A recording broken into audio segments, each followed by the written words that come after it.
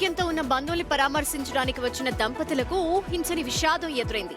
Servicing జరుగుతున్న విషయం తెలియక లిఫ్ట్ ఎక్కిన దంపతుల్లో భార్య ప్రాణాలు కోల్పోగా భర్త త్రుటిలో ప్రాణాలతో బయటపడ్డారు.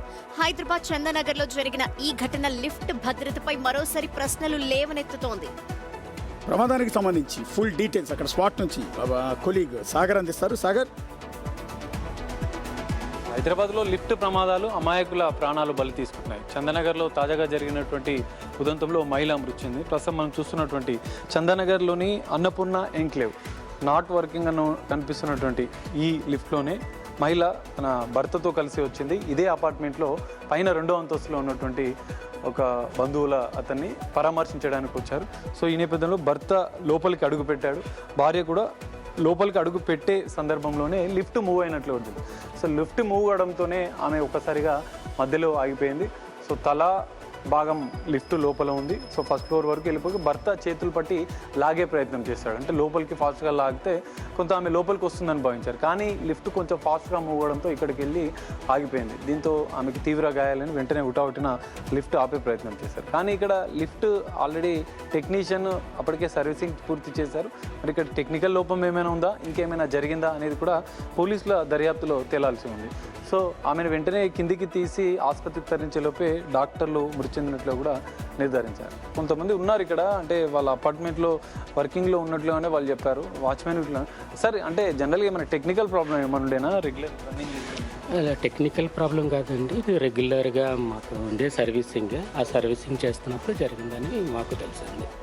టెక్నీషియన్ ఉన్నాడు, అప్పుడే సర్వీసింగ్ అయిపోయింది, అప్పుడే ఆ టెక్నీషియన్ ఉన్నాడండి. ఇంకా ఆయన ఫైనల్ టచ్అప్స్ అవి చేస్తున్నాడు. ఆ టైంలో కొంచెం జరిగింది.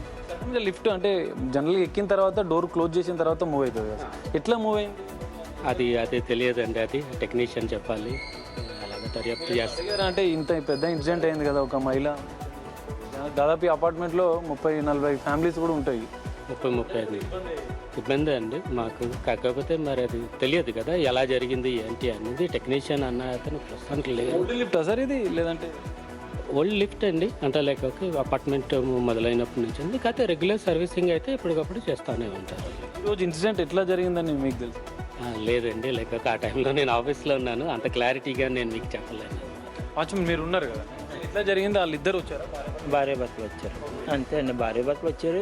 ఆ సారం ముందెళ్ళాడు, ఈవిడేమో వాడు ముందేసింది, వాడు వెనకపోయిందండి. అంతే లిప్పు దానికి అది మూవ్ అయిపోయిందండి. పోలీసుల దర్యాప్తులో ఇప్పటికే పూర్తిస్థాయిగా టెక్నికల్ రీజనా ఇంకేదైనా కారణాలు ఉన్నాయనేది పోలీసుల దర్యాప్తులో తెలియ అవకాశం కనిపిస్తుంది. కెమెరామెన్ లక్ష్మీకాంత్తో కలిసి సాగర్, బిగ్ టీవీ, చందానగర్ నుండి. లిఫ్ట్ల విషయంలో మాత్రం చాలా అప్రమత్తంగా ఉండాల్సిన అవసరం. ఇది ఒక అలర్ట్ మెసేజ్ కూడా మీ అందరికీ కూడా. తెలంగాణ అసెంబ్లీలో కూడా బిల్ పెట్టారు రీసెంట్ గానే, లిఫ్ట్స్ అండ్ ఎస్కలేటర్స్ కి సంబంధించి ఎలాంటి భద్రతా ప్రమాణాలు పాటించాలని. అంటే ఇక్కడ విషయంలో తప్పుపడడానికి కొంత లేదు, ఎందుకంటే ఆల్రెడీ మెయింటెనెన్స్ చేస్తున్న టైంలోనే వీళ్ళు అప్రమత్తంగా లేక లోపలికి వెళ్ళి ఈ ప్రమాదం జరిగింది. సో కొంచెం చూసుకుంటూ వెళ్లాల్సిన అవసరం ఉంటుంది లిఫ్ట్ల విషయంలో. లిఫ్ట్లు చాలా మంది ప్రాణాలు తీస్తున్నాయి. రీసెంట్ గానే హైదరాబాద్లో అనేక ప్రమాదాల్లో ఎంతో మంది పిల్లల దగ్గర నుంచి పెద్దవాళ్ళ వరకు అనేక మంది ప్రాణాలు కోల్పోయారు. సో లిఫ్ట్ ఎక్కే ముందు ఒకసారి ఆలోచించండి. తప్పనిసరి వాళ్ళు 40 అంతస్తులు 50 అంతస్తుల అపార్ట్మెంట్లు కట్టేస్తున్నారు. లిఫ్ట్ కాకపోతే మెట్ల మీద వెళ్ళలేరు. Even first floor second floor వరకు అయితే మెట్ల మీద వెళ్ళగలరు.